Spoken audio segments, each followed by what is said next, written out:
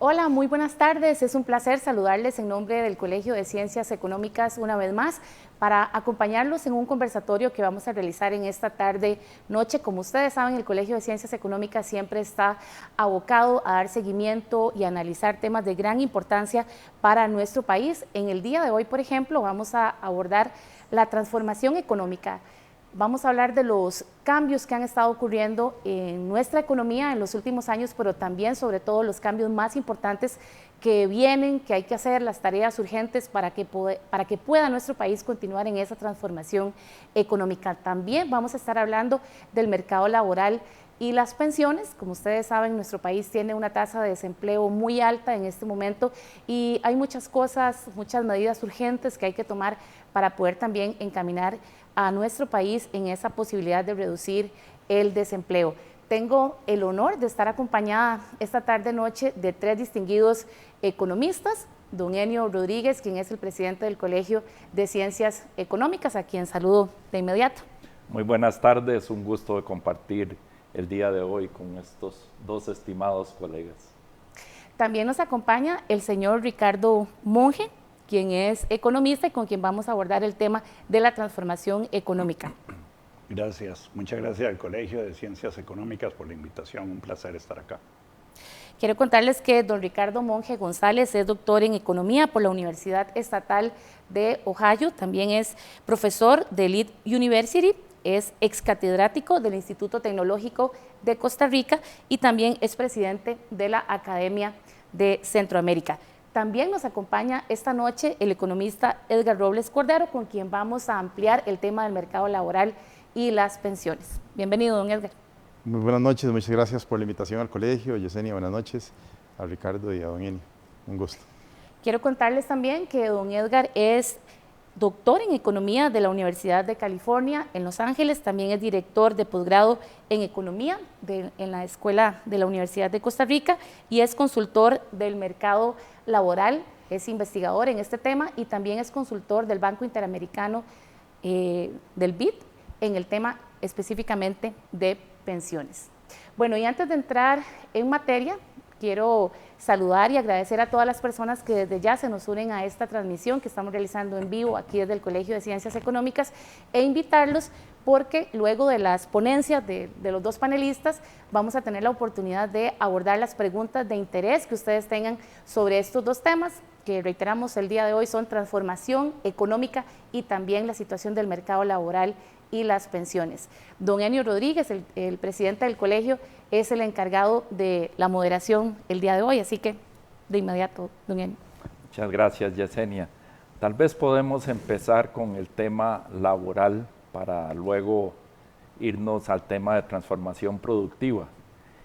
Y quiero iniciar diciendo que el país ha hecho una gran transformación económica que tal vez no estamos conscientes de la profundidad de lo que se ha logrado y de eso Ricardo tendrá chance de exponer, pero sin embargo los mercados laborales muestran datos muy preocupantes y preocupantes porque no han variado en un sentido de mejora en el tiempo y me refiero con un solo dato es para preocuparse enormemente.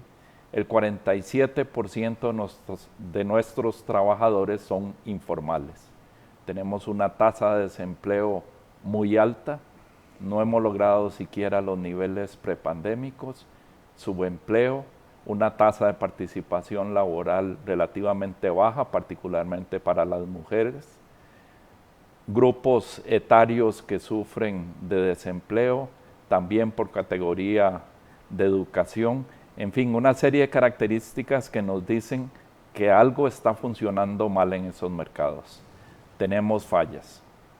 Desde luego que los factores que influyen en el mercado laboral por el lado de la oferta son complejos, por el lado de la demanda también son complejos y se interrelacionan, pero termina siendo un mercado que nos ofrece fallas evidentes.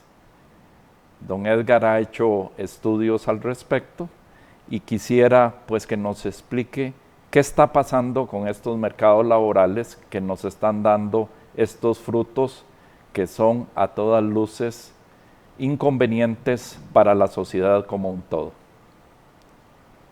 Sí, muchas gracias. Don Enio, usted hace una descripción bastante exacta de los problemas que enfrenta Costa Rica en el mercado laboral. Para ponerlo en términos muy crudos, la tasa de desempleo de Costa Rica es la más alta de América Latina después de Venezuela. O sea, somos un país que tiene altísimo nivel de desempleo. Ya antes de la pandemia era elevada, o sea, la pandemia solo vino a empeorar las cosas y como usted bien lo menciona, aún no recuperamos el nivel de empleo ya bajo que teníamos previo a la pandemia. Y hay algunos grupos que tienen en particular dificultades para encontrar trabajo y que a su vez esto genera otros problemas sociales que deberían preocuparnos. Estoy hablando, por ejemplo, de los jóvenes, en donde la tasa de desempleo en el grupo de 15 a 24 años es de 40%. Si además mezclamos eso con mujeres entre 15 y 24 años, la tasa de desempleo lejos supera el 50%.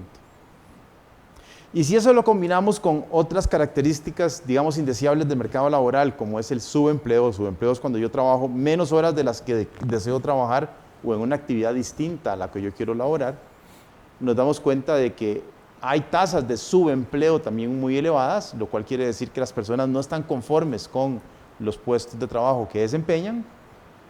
Y si además de eso miramos las personas que están empleadas y nos damos cuenta que cerca de la mitad son informales, o sea, no cotizan para la seguridad social, nos da una mezcla de una situación precaria del empleo que nos conduce a problemas mayores. Estas personas no cotizan para la caja del Seguro Social, no tienen a disposición una red de protección social en salud y pensiones. Y además, tenemos otro problema, y es que una parte de los impuestos que recauda el Estado depende de la formalidad, depende de la parte formal del empleo, y entonces recargamos sobre el empleo informal estos impuestos, estas cargas sociales, a tal punto que cuando vemos la tasa de participación del país y le sumamos, digamos, las personas informales, en Costa Rica solamente 1 de cada 4 personas contribuye a la seguridad social entre los que están en edad de trabajar, y entonces estamos confiando en que una persona va a financiar a 4 hacia el futuro para darle los servicios que el Estado provee, como educación, como salud, como pensiones, como vivienda y todos los servicios que sabemos que el Estado costarricense brinda. Y entonces decimos, ¿qué podemos mejorar? O sea, ¿qué oportunidades tenemos nosotros para, como país para enfrentar esta problemática? O sea, ¿qué sucedería si nosotros tuviéramos un mercado más dinámico en empleo? ¿Qué significa un mercado más dinámico? Un mercado en donde es fácil contratar a las personas, es fácil cambiar de trabajo, existen puestos para elegir en donde yo voy a trabajar en lo que desee, las horas que deseo, y si eso fuera posible podríamos aumentar la formalidad. La formalidad no solamente le da el acceso a las personas a la seguridad social como tal, sino que además en el momento en que nosotros tenemos unidades económicas formales, estas unidades económicas van a ser más eficientes, van a colaborar con más productividad, más crecimiento económico, lo cual a su vez genera ese círculo virtuoso de crecimiento y empleo. Entonces hay una oportunidad importante. También mercados más dinámicos va a permitir vincular, digamos, a las dos Costa Ricas que tenemos. En este momento tenemos a la Costa Rica próspera, que está vinculada al sector exterior, a las exportaciones, a las empresas de alta tecnología, a las empresas que traen inversión extranjera directa. Ahí hay empleo en suficiencia, pero tenemos una mitad de la Costa Rica que no está vinculada con ese sector, que está más dedicada a la producción de bienes y servicios orientados al consumo interno, en donde existe el mayor problema de informalidad. Son unidades muy pequeñas, tienen pocas posibilidades de trabajo, se ubican las mayores tasas de desempleo y no existe ese vínculo. Un mercado dinámico permitiría vincular esas dos áreas de una forma bastante exacta. Además, podríamos, por ejemplo, vincular una mayor participación de las mujeres en la fuerza laboral. En Costa Rica hablamos mucho de que tenemos, por ejemplo, en pensiones un bono demográfico negativo, o sea, que ya tenemos el agotamiento del bono demográfico. Eso quiere decir que la población se está envejeciendo rápidamente y que está poniendo, digamos, en peligro la sostenibilidad de los sistemas de pensiones y de salud. Bueno, pero tenemos una parte de la población, que es la población femenina, que no participa tan intensamente en el mercado laboral por diferentes razones, pero un mercado más dinámico permitiría aumentar la participación de la mujer y llevar un poco más adelante ese problema en pensiones y en salud. Es igual que tuvimos un bono demográfico, podemos tener un bono de participación de la mujer que se integre más al mercado laboral, que colabore con la seguridad social, que genere más riqueza, más empleo y ser una Costa Rica más próspera. Entonces hay una serie de oportunidades que podemos explotar como país si lográramos eliminar esas rigideces que tiene el mercado laboral. ¿Y qué tipo de rigideces? Le doy una, por ejemplo. La pandemia nos ha enseñado que nos ha adelantado tendencias que ya tenía el mercado costarricense, el mercado del mundo también de trabajo, y una de ellas es el teletrabajo. En teletrabajo ya no podemos pensar en que la caja va a llegar a inspeccionar la fábrica en donde se producían bienes, o va a llegar a inspeccionar el salón de belleza en donde se cortaba pelo. Ahora los trabajos son cada vez más remotos. Obviamente el cortar pelo no es remoto, pero una señora o un señor puede establecer un lugar en su casa para cortar pelo en donde no va a requerir todos los servicios, sino que se va a poner en contacto con la persona vía WhatsApp o vía Internet o Facebook, lo que sea, o incluso puede visitar a las personas en la casa. Eso ocurre hoy en día. Los veterinarios, por ejemplo, ahora brindan el servicio que llegan a la casa y se comunican por Facebook y dan servicio a domicilio. Eso lo permite la virtualidad. Y hacia futuro el desarrollo de la telemedicina, por ejemplo, también va a permitir las citas virtuales que son cada vez menos costosas, que se pueden atender muchos padecimientos en ese sentido, y la pandemia nos ha permitido abrir los ojos de que eso es posible. Bueno, eso implica entonces que ya el trabajo tradicional de 8 horas, 6 días a la semana, ya no es lo que va a existir en el mundo, sino que vamos a tener un mundo en donde tenemos horarios alternos. Algunos querrán trabajar jornadas 4-3, eso quiere decir 12 horas día por medio, y entonces tiene periodos de descanso un día sí, un día no, o en noches, o con las llegadas de empresas estas transnacionales de call centers, podemos atender a clientes que están en Asia, que están en la India, que están en Europa, en otras partes del mundo con otros usos horarios, y por lo tanto ya el trabajo, nos vamos olvidando de aquella concepción de jornadas de 8 horas en donde se pagaban horas extra, diurnas, nocturnas. Eso se va perdiendo con el tema de virtualidad, y un mercado laboral que sea más eficiente, más dinámico, permitiría, si eliminamos esas fricciones, esas imposibilidades para que las personas trabajen en horarios alternos, podríamos permitir que haya más generación de empleo y por lo tanto hacer que haya más oportunidades para las personas. Usted mencionaba al principio el tema del desempleo. Para mí el tema del desempleo es el principal problema económico que tiene Costa Rica. No es el déficit fiscal, no es la inflación, no, es el problema de empleo, porque las personas primero tratan de emplearse para conseguir ingresos y después se enfrentan a otros problemas.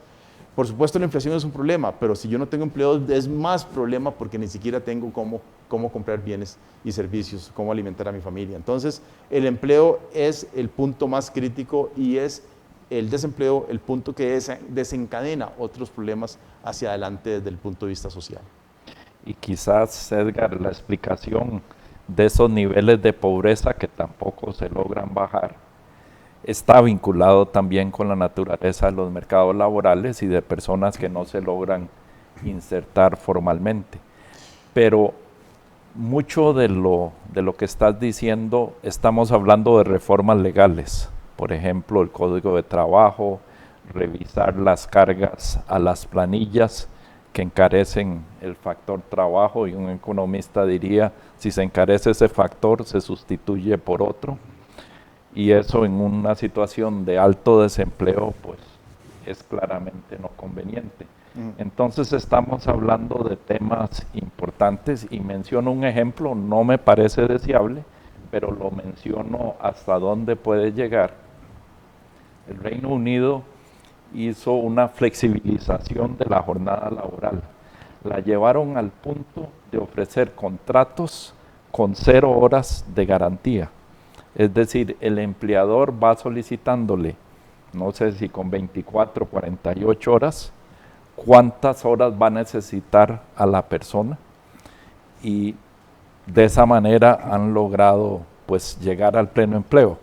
Lo menciono como el extremo de flexibilidad y no me parece, creo que ese es un extremo, pero si lo comparamos con el de Costa Rica, de jornadas definidas con horas, y las empresas que quieren trabajar 3 turnos o que quieren extender tiempos extra, empieza una cascada de costos que puede hacer no rentables cierto tipo de operaciones en Costa Rica. Totalmente. Entonces estamos hablando de código laboral, estamos hablando de las cargas que se le agregan a las cargas sociales, incluso el financiamiento de la seguridad social en otros países tiene otras fuentes también, pero estamos hablando de temas medulares, de cambios de leyes importantes que ameritan una discusión nacional importante. Sí, algunos son cambios de leyes, otros son medidas administrativas que se pueden ir implementando mientras las leyes se discuten, pero el trasfondo del tema es que sea con leyes o no leyes, la economía informal existe. O sea, eso que usted menciona de que ocurre en Inglaterra, hoy está ocurriendo en Costa Rica con empresas que ofrecen servicios, digamos, de atención a clientes en otros países. Muchas de estas empresas operan bajo demanda, o sea, al trabajador le pagan de acuerdo a las horas trabajadas según vayan surgiendo clientes en otros países. Entonces, en la realidad eso está ocurriendo en Costa Rica también, al margen de la ley, pero está ocurriendo. Y entonces lo que quisiéramos nosotros es adaptar las leyes para que esas personas puedan realizar esas actividades con una protección legal sin tener que hacerlo de una manera que no tiene de la protección de la seguridad social, por ejemplo. Y hay algunas cosas que se pueden cambiar sin leyes. Les doy un ejemplo. Uno de los grandes inconvenientes para laborar tiempos parciales en Costa Rica, y aquí es donde entra en parte el tema de la mano de obra femenina. Habrán algunas mujeres que no podrán trabajar tiempo completo porque están a cargo del cuidado de los niños, pero pueden trabajar desde casa, de forma remota, pero no las 8 horas. Un ejemplo. Y estas personas no pueden integrarse a la seguridad social porque la caja no permite la afiliación a tiempos parciales. Eso quiere decir que existe un salario mínimo contributivo que es relativamente alto, más alto que el salario mínimo. De hecho, hoy está por encima de los 300,000 colones. Y inscribir una persona en la caja del Seguro Social tiene un costo mínimo un poco superior a los 100,000 colones. Bueno, si esta persona, digamos, va a trabajar, no sé, gana 400,000 colones, para dar un ejemplo, va a trabajar un cuarto de tiempo, va a ganar 100,000 colones al mes y tiene que cotizar otros 100,000 colones para la caja, estamos duplicando el costo laboral. Y entonces esa persona o no la contratan o no la matriculan para la caja del Seguro Social. Entonces ahí es donde tenemos un problema. Podemos pedir a la caja entonces que elimine esa necesidad de inscribir o imposibilidad de inscribir personas a tiempo parcial. Eso es una medida administrativa que puede tomar la Junta Directiva de la caja, no requerimos ley. Eso es una propuesta que viene en el estudio que hemos hecho nosotros sobre cómo permitir un mercado más dinámico que genere más cantidad de empleos formales, porque lo que queremos son empleos formales sobre empleos informales. El segundo tema es disminuir los costos de la informalidad. O sea, la gente es informal, la mayoría de las veces no es porque elige entre estar al margen de la ley o no estarlo. Es una necesidad el ser informal. Porque si yo tengo que enfrentar todos los costos de mano de obra asociados con impuestos, con registros sanitarios, con regulaciones ambientales, o sea, hay todo un andamiaje de regulaciones en Costa Rica que hace prácticamente imposible a las pequeñas y medianas empresas ser formales. Uno ve que la informalidad entre microempresas en Costa Rica es elevadísima, cerca del 90% son informales. ¿Por qué razón?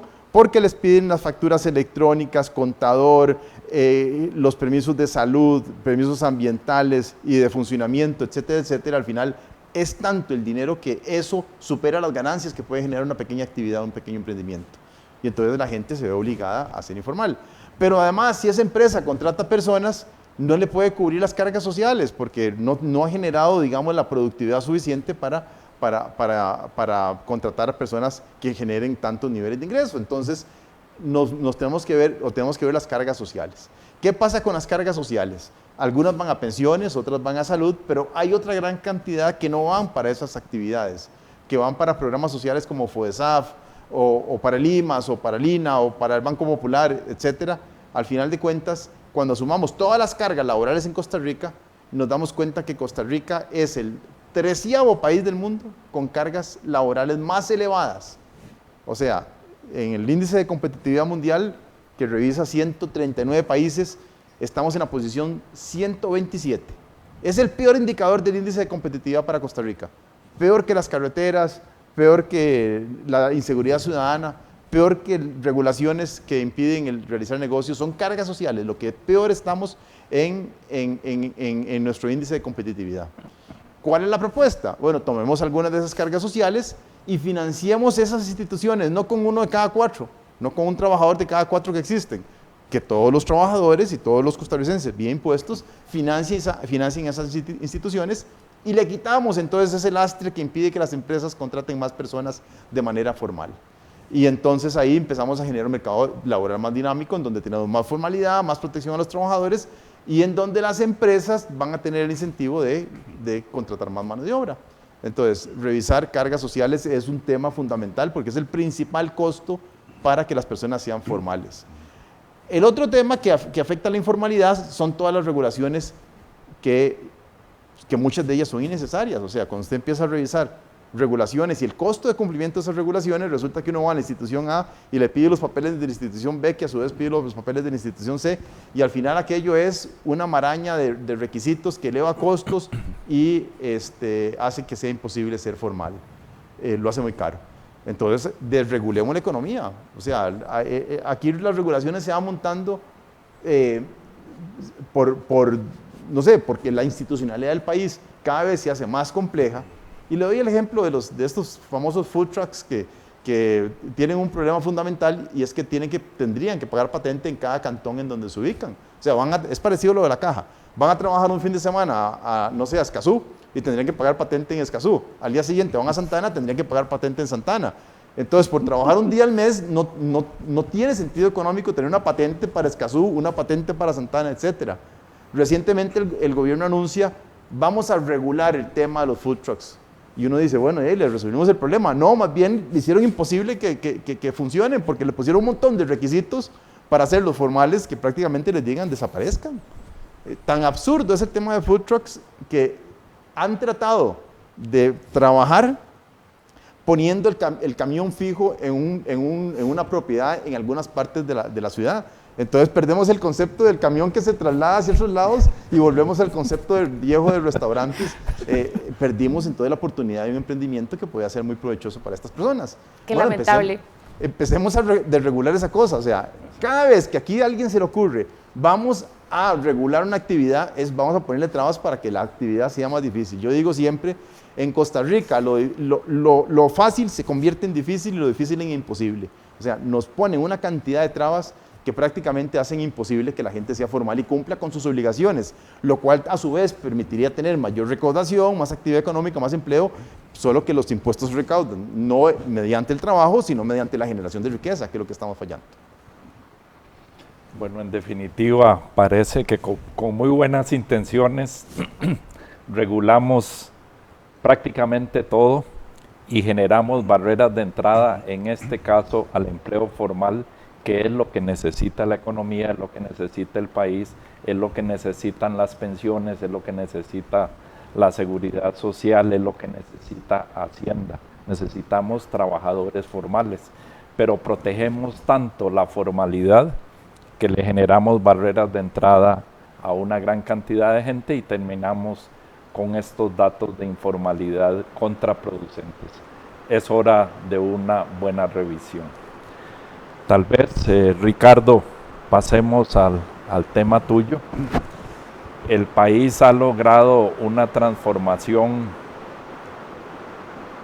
que pocos países lo han logrado en el mundo en desarrollo. Una diversificación de productos primarios de 4 o 5 productos que dominaban todavía a mediados de los años 80. Al sector exportador que tenemos hoy competitivo en dispositivos médicos, en servicios empresariales, en fin, en una cantidad de sectores de vanguardia. Hemos logrado engarzarnos en cadenas de valor importantes Y eso es una transformación digna de citar, de mencionar y de recordar. Prácticamente hemos tenido una política de Estado de transformación económica, particularmente del sector exportador, con elementos como tipo de cambio, incentivos, atracción de inversiones, promoción de exportaciones, un engranaje institucional que ha apoyado una transformación verdaderamente impresionante. Y algún esfuerzo se ha hecho para vincular ese sector sumamente dinámico, competitivo internacionalmente, con el resto del aparato productivo. Sin embargo, seguimos con un sector productivo partido tal vez en tres: el sector altamente competitivo exportador y alguna parte del sector nacional vinculado con ese sector exportador, quienes producen solo para el mercado interno, y el sector informal. Y esos tres sectores, el primero tiene tasas de incremento de la productividad comparables a las mejores del mundo. El segundo tiene tasas de incremento de la productividad que venden en el mercado doméstico mucho más bajas. Y el tercero prácticamente no incrementa la productividad. Eso se vincula entonces con una sociedad fracturada que se refleja en los mercados laborales, pero que se plantea, reconocemos el éxito, pero tenemos un gran desafío de articular mejor el sector productivo, esa transformación productiva. Sobre eso yo sé que has escrito bastante, así es que bueno, muchas adelante. Gracias, Enio. No, es un tema, como bien señalás, apasionante y está totalmente ligado con lo que Edgar señalaba. Tal vez como preámbulo, yo creo que es importante algo que Edgar señaló. Edgar dijo que el reto más grande que Costa Rica tiene, o la política económica más importante, es la generación de empleo. Así y yo es. sé que muchos de los que nos están viendo tal vez dicen, no, está equivocado, la pobreza, la desigualdad. Pues precisamente la evidencia empírica, los estudios que se han hecho a nivel mundial muestran que la mejor política para combatir la pobreza y la desigualdad es la que dice Edgar: generar empleos, y empleos formales y de calidad. Entonces yo creo que estamos en ese camino. Ahora, hablando de la transformación productiva que nosotros hemos realizado, quizás debemos comenzar a pensar en lo siguiente. Costa Rica, a finales de los 70s, inicios de los 80s, enfrentó la crisis económica más importante después de la Gran Depresión. Ahora enfrentamos la peor crisis, más importante que la de los 80s, y con una respuesta de la economía totalmente diferente a lo que fue en los 80, y creo que sobre eso también deberíamos dialogar. Ahora bien, en la crisis de los 80s, nuestro país, como muy bien lo señalaste, era una economía que básicamente en materia de exportación era dominada por 4 productos agrícolas: café, banano, azúcar, cacao, tal vez un poquito de carne. Y prácticamente en los 80s esos productos sumaban 60, 70% de todo lo que exportáramos. Me acuerdo que en aquellos entonces un profesor de finanzas muy conocido, que fue hasta ministro, siempre decía en el aula, aquí en la Escuela de Economía, que lo mejor que le podía pasar a un ministro de Hacienda era que hubiera una helada en Brasil, porque los precios del café se disparaban, y como Costa Rica, el principal producto de exportación era café, y los impuestos del café financiaban las finanzas públicas, nos salvaban. Pero que si había una excelente cosecha en Brasil, nos jodíamos. Entonces, eso para decirles que el reto que teníamos en aquel momento era que tuvimos una crisis inmensa, terrible, con gran desempleo, generación de pobreza, inflación, devaluación, etc. Pero un aparato productivo que fue incapaz de hacerle frente a ese reto.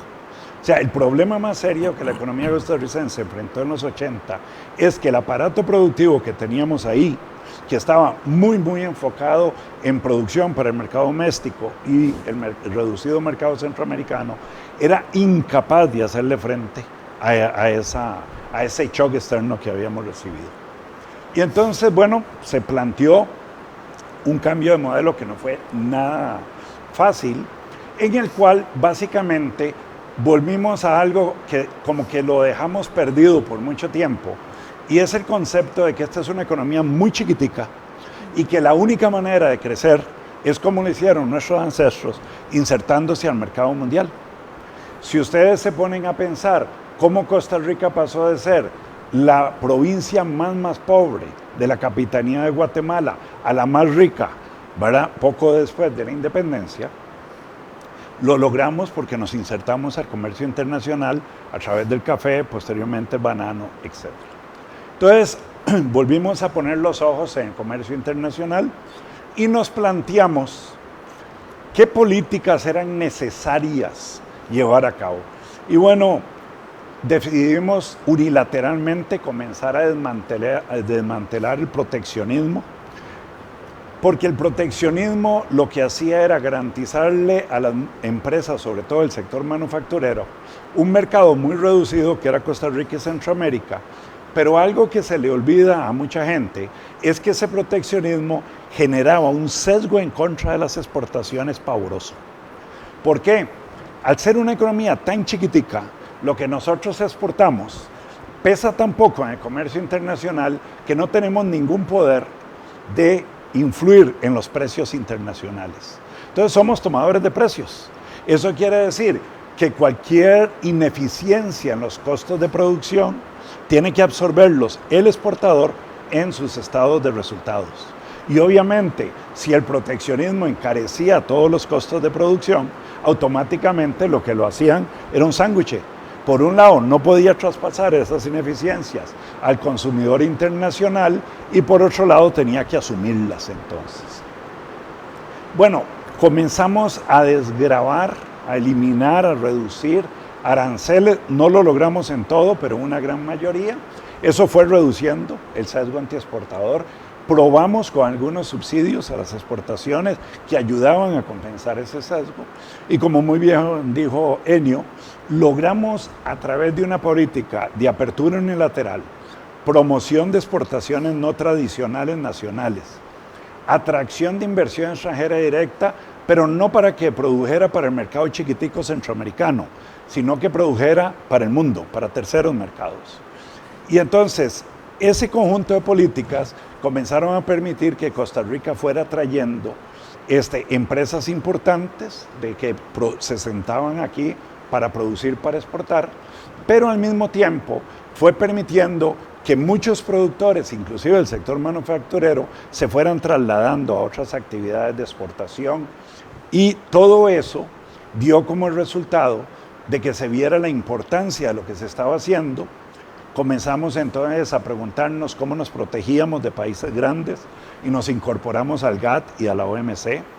Y algo que Enio citó y que nunca se nos debe olvidar, el éxito del modelo de Costa Rica de apertura económica está no solo en las políticas que implementamos, que he citado, sino en la creación de una institucionalidad que es la tríada COMEX, INDI, PROCOMER, que ha garantizado que durante 35 años, no importa si el gobierno es de Liberación, si es del PUS, si es del PAC, bueno, o ahora otro partido, esa política de apertura, de insertarnos al comercio internacional, ha tenido un norte y la hemos seguido en el tiempo. Entonces, tenemos primero que nada que pensar eso. La otra cosa es que es una transformación en relativamente corto plazo. Si usted suma el año 86, digamos mitad de los 80 a la fecha, no llegamos a 40 años. Y el país pasó de exportar 4 importantes productos de exportación a exportar más de 4.300 productos que hacemos hoy día. Tenemos más de 2.000 exportadores, de los cuales 76% son pymes. Es cierto que del valor de lo que exportamos, menos del 20% son de esas pymes. Pero bueno, tenemos más de 2.000 exportadores, ¿verdad? Cada vez tenemos más exportadores, sobre todo por la atracción de inversión extranjera. Exportamos a más de 150 países en el mundo. Reducimos sustancialmente la dependencia del mercado norteamericano, que teníamos muy alta, etc. Entonces, logramos eso, pero otra cosa que hemos logrado valiosísimo es que hemos ido moviendo la agricultura, la manufactura y los servicios en exportación a actividades cada vez más sofisticadas. Y esto tiene una consecuencia muy importante y es que la economía se vuelve más resiliente. Lo vimos ahora en la crisis. Las exportaciones de Costa Rica totales no se cayeron en el periodo de la crisis en el año 2020. Más bien subieron un poquito y en el 2021 reapuntaron mucho y ahora en el 22 están creciendo bastante, sobre todo lo que es medical devices, todo lo que es servicios de valor agregado de alta tecnología, etc. Pero lo que quiero resaltar de todo este proceso es que es un proceso en el cual nos dio la posibilidad de fomentar actividades productivas al inicio de muy bajo valor agregado en términos de sofisticación, agricultura muy básica, que nos permitió solventar los problemas de desempleo de la crisis de los 80s. Lo fuimos haciendo cada vez más sofisticados. Eso nos da una enseñanza fundamental. Las ventajas comparativas son dinámicas. Lo que hoy exportamos posiblemente mañana no lo podemos hacer. Lo vimos con la maquila. La maquila fue una de las áreas que más impulsamos. Y de un momento a otro se acabó. No pudimos volver a tener más maquila porque la mano de obra se nos vuelve más cara. Entonces, esto creo, pegándolo con lo de Edgar, nos enseña que el reto que Costa Rica tiene hoy día es entender de que estamos en lo que se llama la trampa del ingreso medio. ¿Qué quiere decir eso? Quiere decir que la mano de obra costarricense es relativamente cara respecto al resto del mundo. Y por eso no podemos pretender exportar bienes intensivos en mano de obra intensiva no calificada. O sea, en producir productos estandarizados, commodities. Porque en cualquier otro lado lo pueden hacer mejor que nosotros y más barato.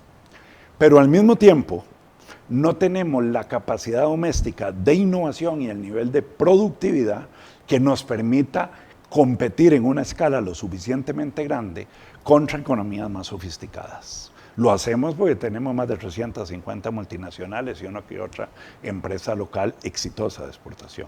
Pero entonces, pegándolo con lo de Edgar, el reto es que ahora no podemos decir busquemos productos que rápidamente podamos exportar para generar mucho empleo no calificado, porque no. Nos guste o no, podemos intentar cosas, podemos promover encadenamientos productivos con sectores agrícolas, podemos tratar de descubrir nuevos productos agrícolas de exportación. Pero eso nos ayudará en el corto plazo, pero en el mediano y largo plazo, la única solución es entender que la mano de obra que se va a colocar tiene que ser mano de obra calificada. Y entonces, como muy bien decía Edgar, tenemos que pensar, bueno, si es así, tenemos que ayudarle a las mujeres a incorporarse al mercado de trabajo, pero no para que trabajen en cualquier cosa, para que también se preparen para trabajar en mejores cosas más sofisticadas. Igual con los jóvenes, ¿verdad?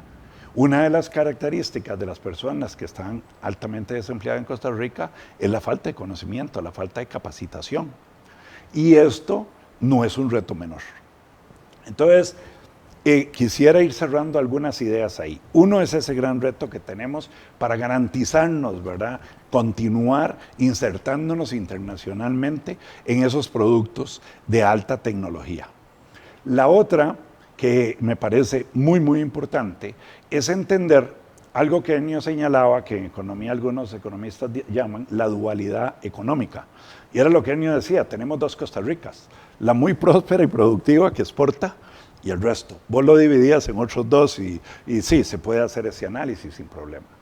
Pero cuando uno se ponía a ver las diferencias en productividad y en capacidad tecnológica entre esos dos grupos de empresas, son inmensas y eso impide que se conecten. Entonces, vean por ejemplo, Costa Rica hoy día, según cifras de Procomer y Comex, debe tener entre 8,000 y 10,000 proveedores a empresas de exportación.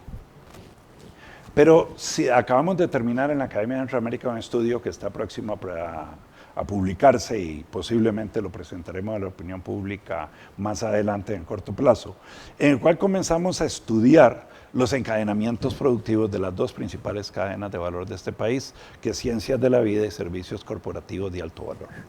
Y resulta ser que el problema que tenemos o que estamos enfrentando, no problema, el reto que estamos enfrentando, es que de la gran masa de esos encadenamientos es de lo que se llama insumos estandarizados, que son insumos que no llegan a formar necesariamente parte del producto o servicio y por lo tanto no se participa en las cadenas de valor.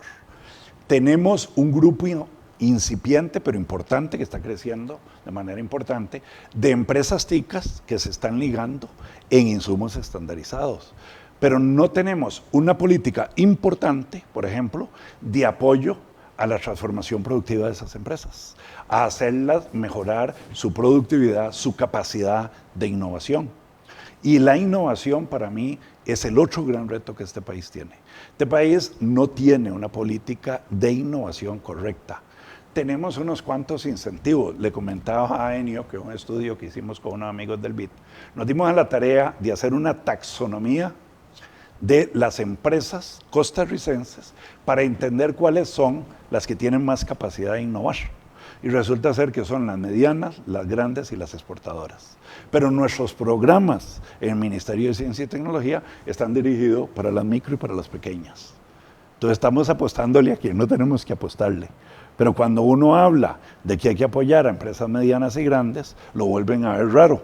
Sin embargo, si uno se va a países como Finlandia y otros, es a esas a las que se le apuesta más que a nadie y se fomentan encadenamientos productivos. Y quiero concluir con un mensaje positivo de los encadenamientos productivos y por qué son tan importantes. Hay estudios que se han hecho para Costa Rica por el Banco Central, el BID, COMEX, la OCDE, que demuestran que cuando una pyme se encadena a una empresa de exportación, sobre todo multinacional, si es del sector manufacturero, su productividad crece aproximadamente en 8 puntos porcentuales más que las que no se encadenan. Pero más aún, hay una transformación total en la operación de esa empresa, que la hace muchísimo más competitiva. Y si nos vamos al sector servicios, ese mismo fenómeno se da en un 6.8% de incremento de productividad. Entonces, esto nos da un gran mensaje, nos dice, ¿usted quiere mejorar la productividad de las empresas? Fomente todos los encadenamientos que pueda, porque la transferencia de conocimiento y tecnología que eso genera a las pymes es extraordinario. Bueno, pero ¿cuál es el reto importante que tenemos? Tenemos una extraordinaria triada para apoyar la exportación, pero no tenemos la misma institucionalidad para apoyar a las pymes para que se encadenen. ¿Va? Entonces, y hay que comenzar a pensar en eso, porque entonces es como que tenemos nada más la rueda de las dos partes de la carreta. Entonces, me parece que el país, para ponerlo en resumen, el país ha hecho una extraordinaria transformación productiva que se la decían muchos países de América Latina. Si ustedes observan, en América Latina hay boom cuando hay una demanda mundial inmensa, sobre todo de China, de commodities, de materias primas. Cuando se contrae eso, automáticamente se reduce todo el crecimiento del cono sur y demás. En Costa Rica no nos pasa eso, porque nos hemos ido incorporando a cadenas de valor cada vez más sofisticadas, con productos y servicios cada vez más sofisticados, que hacen que en esta crisis, al haber una altísima demanda de productos y servicios en ciencias de la vida, más bien esas exportaciones explotaron. Yo pregunto, si tuviéramos un buen programa de encadenamientos, ¿cuánto hubiera jalado al resto de la economía ese boom? Pero no lo teníamos, lamentablemente. Ricardo, tal vez dentro de la tríada institucional yo agregaría otra institución que no es del sector, pero que era en gran parte responsable del sesgo antiexportador, y es la política cambiaria del Banco Central. Fundamental tener una política que no genere un sesgo antiexportador. Es una condición necesaria, digamos. Exactamente. ¿Cómo avanzar en esa integración del sector productivo para romper esa dualidad? Y parte de la respuesta, también lo has trabajado, es el concepto de clúster. Y entonces tener estrategias de apoyo a esos clústeres y esquemas de concertación público-privada dentro de esos clústeres, y algo que el colegio ha venido insistiendo, con una dimensión territorial, preocupándonos por esa otra dualidad que tiene el país, que es la GAM versus el resto del país y particularmente golpeando las periferias y las costas y las fronteras. Entonces, la pregunta es un poco cómo ves el concepto de clúster con dimensión territorial como un camino para tratar de ir rompiendo esa dualidad. No, sin lugar a dudas, ese es el camino. Ahí quisiera señalar varias cosas. La primera, sobre el concepto de clúster en sí, es un concepto que básicamente cambia de paradigma y ya no nos enfocamos en apoyar sectores productivos, sino cadenas de valor. Ya yo no me preocupo de decir voy a ayudar a los paperos a producir papa, sino voy a ayudar a la cadena de valor que está relacionada con la papa, ¿verdad? Es decir, a todos los eslabones. Eso es una cosa que el clúster hace y es un cambio de paradigma muy importante. La otra es el hecho de que el clúster está montado sobre 4 patas, podríamos decir. Una, obviamente, las instituciones públicas que pueden ayudar a resolver muchos problemas. Otra, el sector privado. Otra, el sector académico de conocimiento. Y otra fundamental, el sector financiero. Ahora bien, el reto para mí de que Costa Rica pueda avanzar realmente en eso, y comenzó ya en este gobierno anterior, sobre todo por el empuje que le daba doña Silvia Lara, la ministra de Trabajo, comenzó un programa como con más de 20 iniciativas. Hoy por hoy yo me atrevería a decir que quizás hay 8 bien fuertes que están empujando, las demás siguen siendo muy incipientes. Pero ¿dónde está el reto? El reto está de que los clústeres, para poder operar muy bien, requieren para esa dimensión territorial contar con una institucionalidad que facilite la coordinación interinstitucional que ataque las fallas de mercado y las fallas de gobierno. Y eso solo se logra con consejos de productividad como el que tuvimos en el gobierno de doña Laura Chinchilla, y eso lamentablemente se ha abandonado. Si eso no se hace, entonces aquellas necesidades de los clústeres que dependen de muchas instituciones no se van a coordinar y los clústeres por sí solos no van a poder operar. Eso ha sido comentado en evaluaciones que el BID ha hecho en América Latina. Se ha logrado un cierto desarrollo de clúster, pero no se logra todo el potencial porque se descuida esa coordinación superior. Y la otra, en aspecto territorial, es que tenemos que trabajar enormemente con los gobiernos locales. Por ejemplo, es increíble que en Costa Rica, a estas alturas, en la zona norte, Caribe y la zona Pacífico Sur, todavía los planes reguladores siguen brillando por su ausencia. Entonces, ¿cómo los empresarios van a ir a invertir ante una inseguridad jurídica de esa magnitud? A mí me dicen, yo estoy asesorando ahí a una gente de clúster y me dice, es que ¿cómo invierto yo en el Caribe, en ciertas regiones? Y el día de mañana me pueden llegar y decir, mire, eso que usted construyó me lo quita porque el nuevo plan regulador dice que ahí no puede ir eso. Eso no puede ser, eso no tiene lógica. Ahora, con la aprobación de la ley que permite o ayuda a trasladar zonas francas o el desarrollo de zonas francas en las zonas rurales, tenemos una oportunidad de oro para trabajar con el sector de gobierno local y mejorar las condiciones de competitividad para dar esa visión regional que vos estás hablando. Muchas gracias a don Ricardo Monge, que está ya concluyendo esta parte de la transformación económica. También estábamos escuchando a don Edgar Robles hablar de la parte de todos los retos que tiene el mercado laboral, y quiero destacar muy brevemente de sus ideas algo que me quedó muy puntual de lo que decía don Edgar, es la necesidad de hacer esos cambios en las cargas sociales que tienen las empresas. Don Ricardo Monge hablaba del costo de la mano de obra en Costa Rica, que es algo que venimos hablando desde hace tanto tiempo y lamentablemente es algo que aleja muchas veces la posibilidad de que vengan más empresas y que favorece también la informalidad. Y aunque don Enio participa como moderador en esta noche, quería destacar la idea que usted comentaba, don Enio, de cómo es que en Costa Rica, en ese afán de querer hacer todo muy bien, de regular todo, más bien a veces eso se convierte en un gran obstáculo para que las empresas, para que el mercado laboral pueda crecer. Quiero dar espacio a unas consultas que tenemos por aquí. Don Miguel Serrano Rojas nos consulta: ¿por qué, si se sabe que Costa Rica es un país con costos muy altos, aún no se ha llegado a minimizar esos costos para incentivar la inversión extranjera? No sé si tal vez don Edgar nos ayuda con esta pregunta. Es una pregunta difícil, ¿verdad? O sea, a mí me parece que nuestro país tiene una tradición institucional muy fuerte.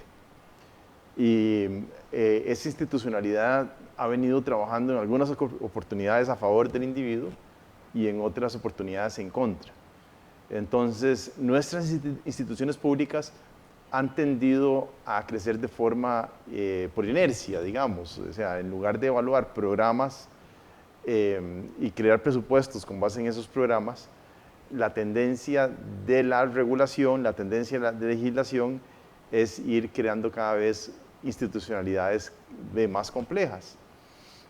Y entonces estamos en un punto en donde nos hemos insertado en el comercio mundial, como lo decía bien Ricardo, pero tenemos esa parte que persiste de esa institucionalidad que se inicia, digamos, luego de la guerra del 48-49.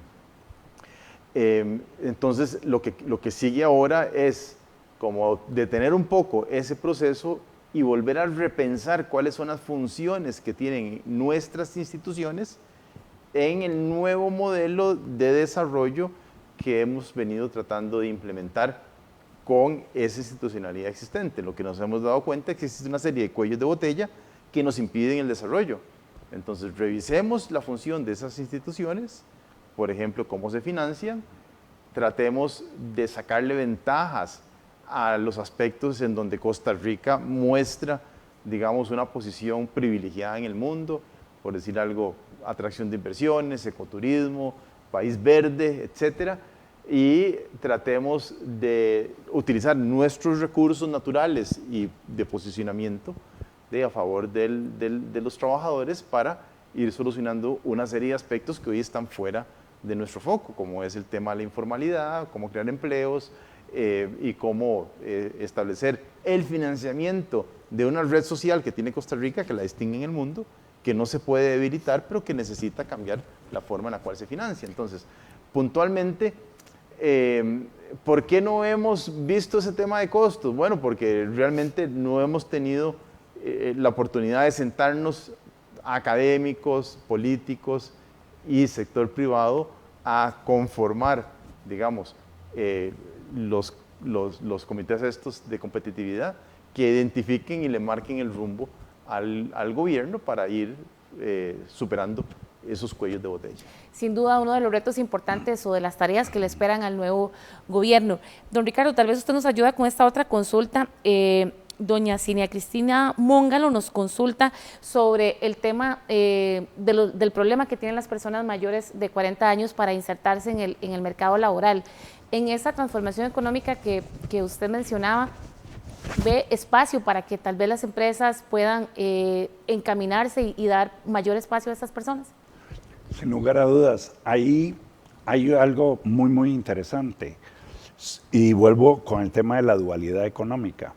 Si uno va y analiza cómo es el sistema de educación o capacitación de los trabajadores costarricenses que están en las multinacionales, es de por vida.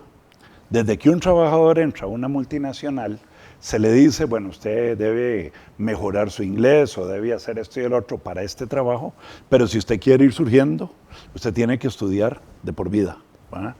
Esa cultura no la tenemos en el resto del aparato productivo costarricense. Entonces ahí, sin lugar a dudas, ¿verdad?, nosotros necesitamos comenzar a inculcar esa cultura de prepararnos y entender que lo que hoy yo aprendí y estoy trabajando, no me puedo quedar ahí, tengo que seguir aprendiendo. Y ahí hay instituciones que juegan un rol fundamental. El INAH, por ejemplo, es una de ellas, ¿verdad?, que es la que nos puede ayudar a mejorar la capacidad de las personas. Inclusive, piensen lo siguiente, Hoy día, por la automatización de procesos, muchas personas están perdiendo el empleo. Y si no nos preguntamos cómo los reentrenamos, no me gusta esa palabra, pero digamos, cómo les hacemos un upgrade, ¿verdad?, de conocimientos, habilidades y demás, esas personas no van a conseguir empleo otra vez. Bueno, la herramienta más poderosa que este país tiene para eso es el Instituto Nacional de Aprendizaje. Hemos hecho una reforma, en el gobierno pasado se hizo una reforma muy importante, que claro, está en proceso apenas de implementación, pero sin lugar a dudas, esa es parte de la respuesta a esa pregunta. Y también tenemos que comenzar a pensar en ayudarle a la gente a adquirir capacidades, habilidades, conocimientos de manera totalmente diferente como lo hacíamos antes. Por ejemplo, en las carreras de las universidades, no puede ser que una persona entre a estudiar como cuando nosotros estudiábamos, que uno entraba a estudiar una carrera y seguía esa carrera. Ahora tiene que ser multitask. Puede ser economista, pero necesita saber de otro montón de cosas o no va a conseguir trabajo de ningún tipo, ¿verdad? Entonces, hay todo un cambio cultural en educación que para mí es fundamental implementarlo para poder atender esa necesidad de la gente de más de 40 años. Gracias, Perdón, y para agregar, y hay unos elementos básicos, lo que dice Ricardo es totalmente cierto, pero hay unos elementos básicos como de la formación estándar que debería tener cualquier trabajador que hay que fortalecer y que no lo tenemos. Problemas de la educación del sistema costarricense. Promedio de educación, 9 años. O sea, personas que tienen secundaria incompleta. Esa es la media de la educación costarricense. Una persona que concluyó apenas 9º año de colegio. Bueno, tenemos que hacer que esas personas salgan de colegio. Aprendizaje en inglés. ¿Qué porcentaje de la población realmente habla inglés? Si estamos desarrollando la economía con base en empresas que son transnacionales y que tienen vinculación con el resto del mundo y se comunican en inglés, necesitamos reforzar la enseñanza del inglés. Entonces hay una serie de conocimientos que tienen que formar parte de ese acervo básico del individuo que nosotros no le hemos puesto atención y que hemos venido empeorando en el tiempo. Ricardo, por ejemplo, mencionaba el hecho de la zona atlántica, digamos, o por qué no se da inversión en la zona atlántica. Bueno, por ejemplo, hace muchísimos años cometimos el gran error casi de prohibir el uso del inglés en la zona de Limón. Y entonces teníamos un porcentaje de la población que era bilingüe y ya no lo es. Bueno, ese tipo de errores son los que hay que ir corrigiendo en el tiempo para regresar a hacer que nuestro trabajador sea más competitivo y eso le va a permitir que tenga más ingresos a la hora de insertarse en el mercado laboral. Son personas que van a tener una mayor demanda y que van a entrar al mercado con un mayor nivel de ingreso. Gracias, don Ricardo y don Edgar. Una pregunta muy breve, don Edgar, que quería plantearle es si usted nos puede mencionar en otros países que, por ejemplo, han aplicado la flexibilidad laboral, ¿verdad? Sí. que es un tema que mencionamos al principio, ¿cuál ha sido la experiencia? Porque, bueno, Costa Rica, pues no hemos dado ese paso, pero ¿cuál ha sido el cambio? Bueno, vamos a ver, no nos vayamos muy lejos, no pensemos en países como, digamos, como Hong Kong, Singapur, o Estados Unidos, que son países que tienen mayores niveles de empleo que nosotros y que tienen mercados laborales súper flexibles y que uno puede decir tienen una institucionalidad diferente, una cultura, etc. Vámonos a México, veamos cuál es la tasa de desempleo de México y nos damos cuenta que en México, incluso durante la pandemia, el desempleo no llegó al 10% y actualmente está de vuelta a menos del 5%. Entonces son mercados laborales mucho más dinámicos en donde las jornadas laborales son mucho más flexibles y a pesar de que existe informalidad, el resultado inmediato es tasas de desempleo que tienden a los mínimos, digamos, que los mercados laborales permiten. O sea, siempre va a existir algún desempleo de carácter ahí temporal, pero son tasas de desempleo tan bajas que nosotros deseáramos tener el doble de la tasa de desempleo de México en este momento, que es menos del 10%. No sé si don Ricardo quiere agregar algún comentario sobre ese punto. Bueno, ahí tal vez nada más un comentario y es sobre esto de, hablando del empleo. Costa Rica está logrando llegar a las tasas de desempleo prepandemia, ¿verdad? Y la economía mostró una gran capacidad en un año de hacer el rebote que se esperaba que se hiciera. Pero si uno se pone a analizar la tasa de ocupación, ¿verdad?, resulta ser que por primera vez tenemos una cantidad significativa de gente que está sin deseos de buscar empleo, porque la pandemia lo sacó del mercado laboral, pero ellos se dieron cuenta que por más que trataban de conseguir empleo, ¿verdad? Ya no lo conseguían. Eso es lo que se denominan los desalentados. Esa cantidad de gente, ¿verdad?, en Costa Rica, al ya no participar del mercado laboral, nos engaña respecto a la tasa de desempleo, porque está reduciendo el denominador y entonces el porcentaje nos parece como, o sea, perdón, el numerador, nos parece que ese 13% que está saliendo en las estadísticas, nos parece decir, wow, ya casi llegamos a prepandemia, y eso no es cierto. Tenemos cualquier cantidad de gente que no aparece como desempleada porque simple y llanamente no está buscando empleo porque saben que les va a ser muy difícil.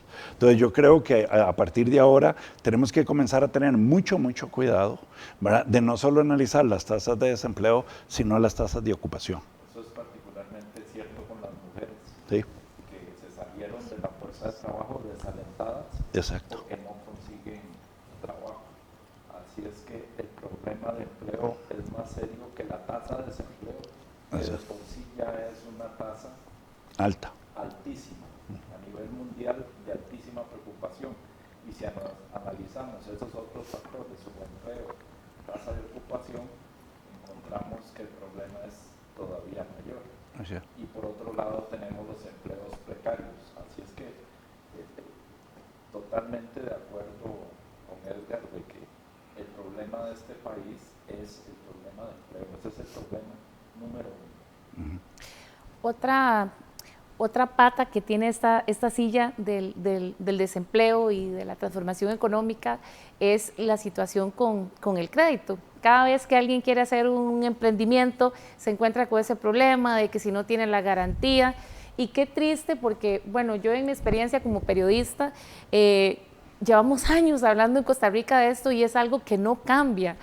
Yo no sé si ustedes ven ¿a quién le hace falta actuar un poco más en esta parte en la banca para flexibilizar un poco esta situación y que el crédito pueda ser más accesible? Porque aunque se ha creado banca de desarrollo y propuestas, el crédito sigue siendo muy caro, y no solamente sigue siendo muy caro, sino que hay demasiados obstáculos en el camino para que alguien llegue a ser sujeto de crédito, desde si quiere comprar una casa hasta si quiere hacer un emprendimiento, que es el tema que nos ocupa ahorita.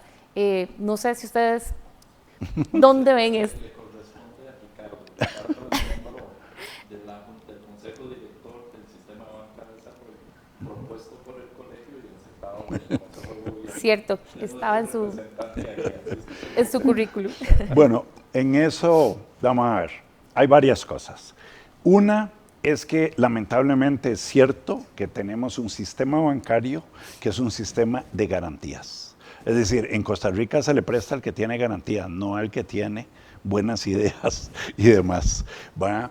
Y hemos avanzado un poco con algunos sistemas de avales, ¿verdad? Pero todavía falta mucho trabajo que hacer ahí para que realmente todos se puedan utilizar.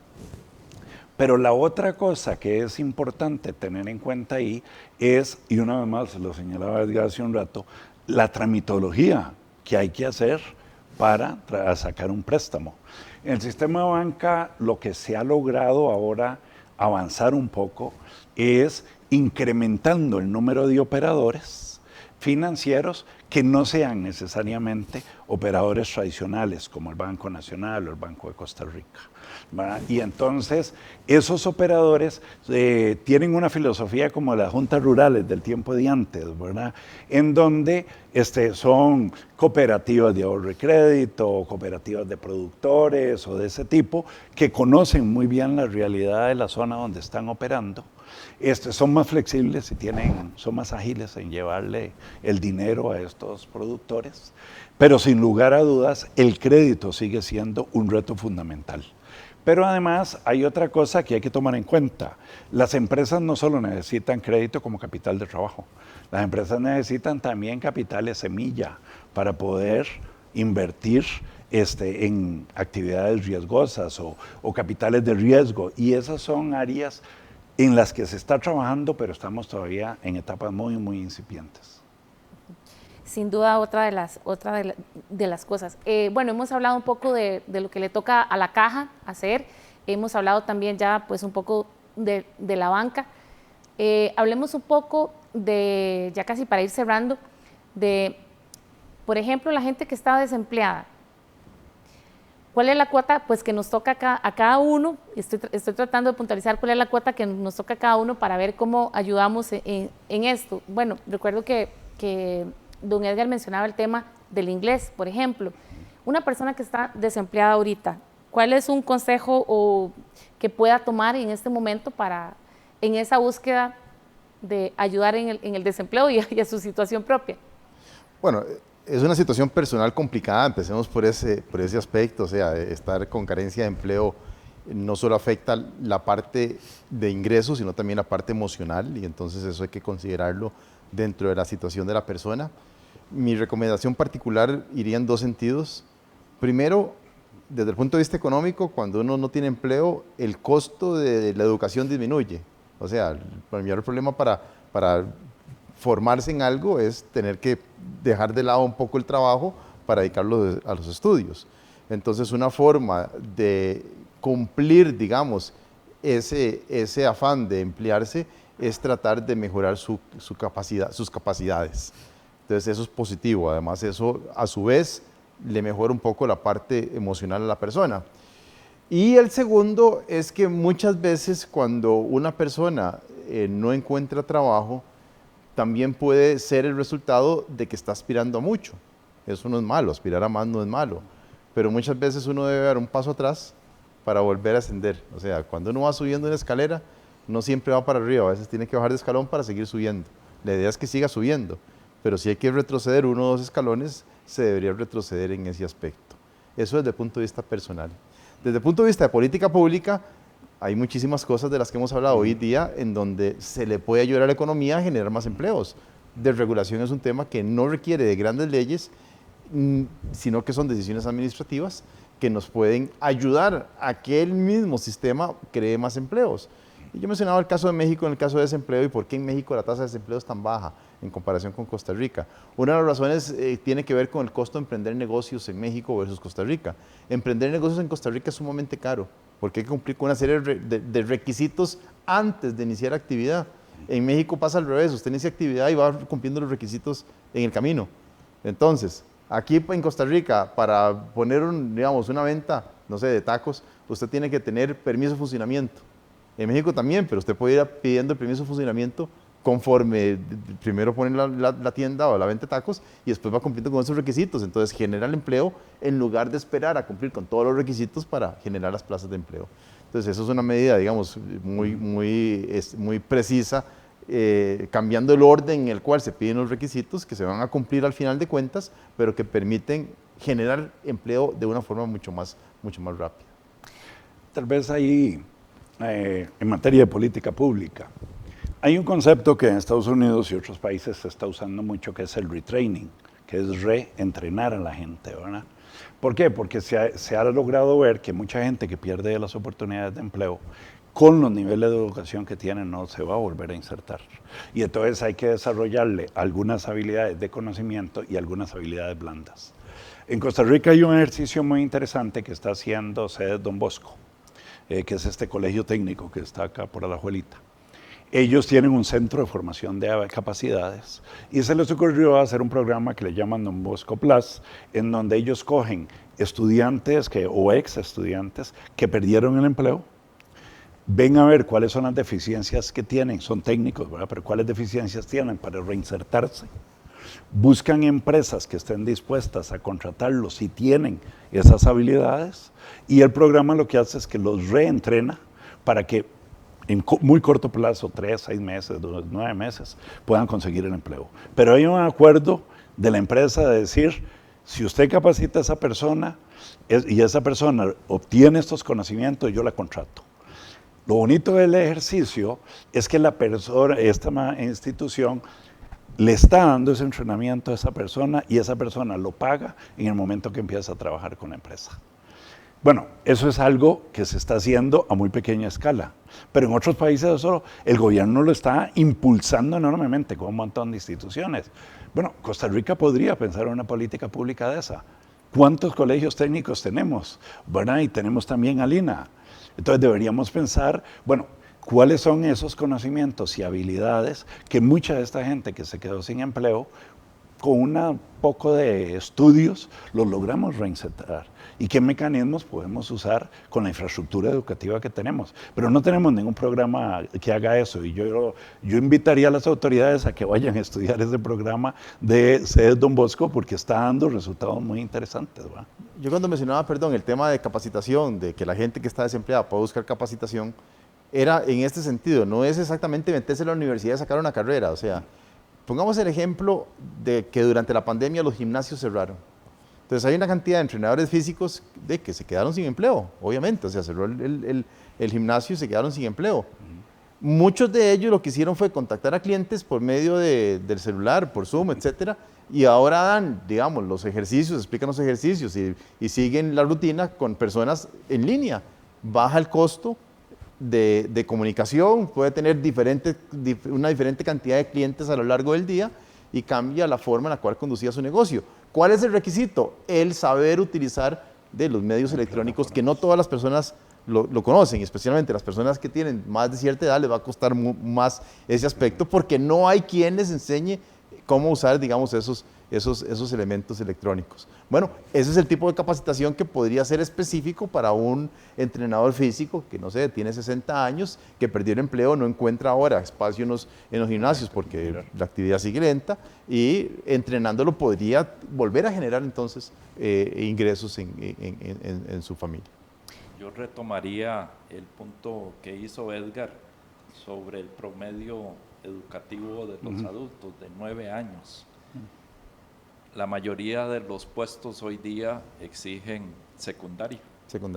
Entonces, eso debiera ser una prioridad nacional, pero de las más importantes, ayudar a los adultos a que concluyan los estudios secundarios y puedan insertarse en estudios técnicos y seguir más adelante. Bueno, esa es otra decisión, terminar los estudios secundarios. Sí.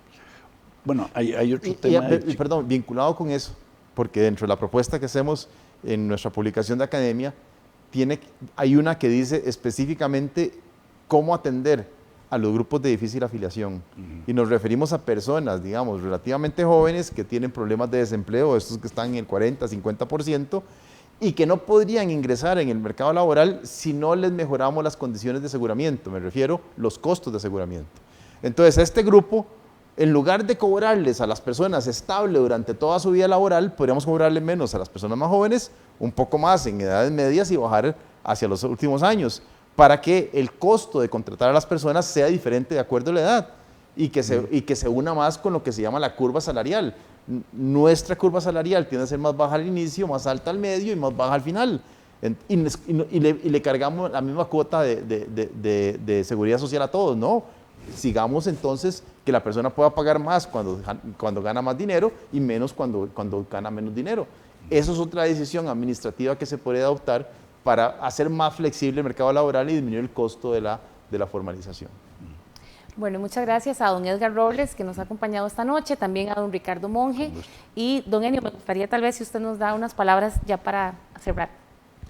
Muchas gracias, Yesenia. Bueno, darles las gracias a mis colegas, a don Edgar, a don Ricardo, por sus presentaciones, sus sugerencias. Son temas de fondo que quizás en la discusión política o mediática no se abordan con la profundidad que hoy hemos podido entrar en detalle. Ambos tienen publicaciones, una serie de ensayos que tiene la Academia de Centroamérica, el colegio tiene publicaciones también, que deben ser parte de la discusión nacional. Los problemas que enfrentamos son muy serios, el tema del empleo es un tema ineludible y central. Hablamos de pobreza, hablamos de distribución del ingreso. Bueno, el tema central es el empleo para abordar los demás. Y la transformación productiva no es otra cosa que el desarrollo económico. Un país desarrollado es el que logra transformarse. Nosotros hemos tenido éxito y estamos a medio camino. Tenemos que dar ese salto para salir, lo que Ricardo llamó y se conoce en la discusión como la trampa de los ingresos medios, que no es sencillo salir de esa trampa. Ahí estamos nosotros. Estas reflexiones queremos que informen a la opinión pública. Estamos dispuestos a que las autoridades que tengan interés en dialogar con nosotros sobre estos temas, pues ponérselos a su disposición. Y a todos ustedes que nos han seguido esta noche, espero que les haya sido una buena inversión de su tiempo. Muy buenas noches. En el nombre del Colegio de Ciencias Económicas, les agradezco su atención. Muchas gracias, don Elio. Y bueno, y para mí ha sido un placer estar en compañía de tan distinguidos economistas esta tarde-noche. Y para cerrar, quiero mencionar brevemente un comentario de Cleo Delgado que nos dice: la tramitología en Costa Rica mata cualquier iniciativa. También que ayer el presidente Carlos Alvarado, en su informe ante el Congreso, dijo que una de las batallas que no había podido ganar había sido justamente la lucha contra el desempleo, que, como decía don Edgar, es el principal problema que tenemos en este momento en Costa Rica, y sin duda la tarea le queda a la administración entrante que asume este domingo 8 de mayo. De nuevo, agradecerles su compañía esta noche e invitarlos a que estén atentos a los conversatorios del Colegio de Ciencias Económicas. Hay muchos temas de interés que se van a estar analizando también en los próximos días. Es todo por el momento. Que tengan una linda noche.